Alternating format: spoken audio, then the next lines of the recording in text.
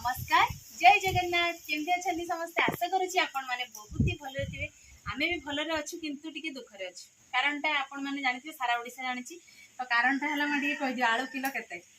आलू किलो 60 आज आलू आम ना दुकान बाड़ी बजार चारिआड़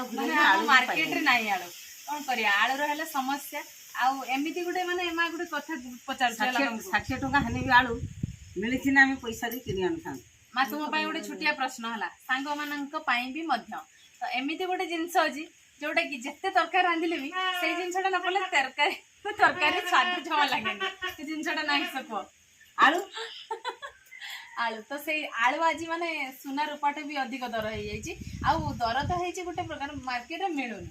तो सही माने सही दुख रे आज हमर कोन कोन रोसे हेछि देखंतु किछि रोसे देखंतु जन्ही आ बादाम तरकारी हेछि ता सहित हेछि माछो आ बिलाती आलू तो नाही बाइगण देकी पूरा गोटे रसा तरकारी हेछि आ ता सहित हमर अछि भात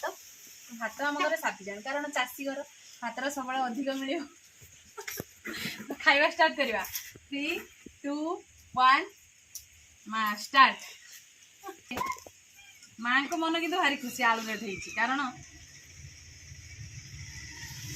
माँ को डायबिटीज से आलू एमती भी खाती हाँ सुना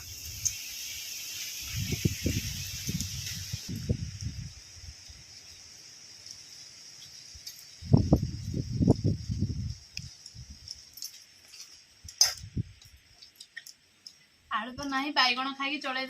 पेट बैगण भी 60 सबू तो अधिक रेट आउ खाई हेबनी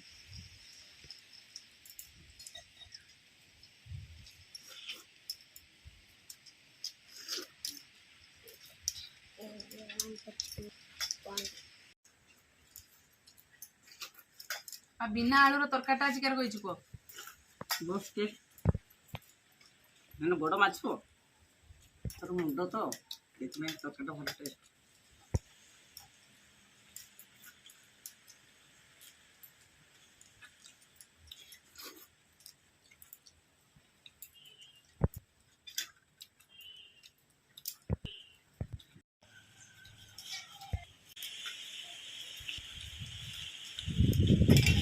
पूरा मेघ उठे माने पवन पूरा बढ़िया से दौर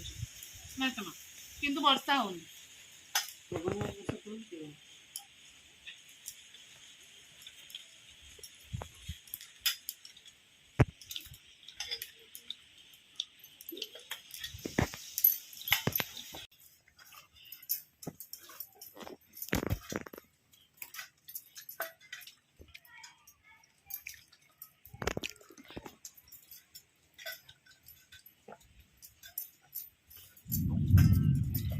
प्रथम थर आम आज बिना आलू रे भी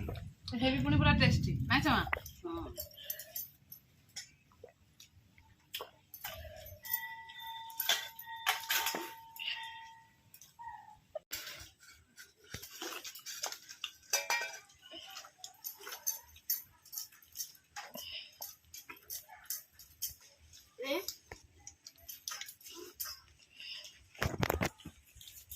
आज पूरा सांग्र भाकर मोर पूरा सांग्र फिनिश गला टेस्टी है ना तो देखंतु खाइबा पूरा शेष आउ मते दुखर कथा कि दि दिन होला एमिति हम सासु खाउजु माने केही काहा को हरई पारनु केही पनिशमेंट हो केही काहा को देई पारनु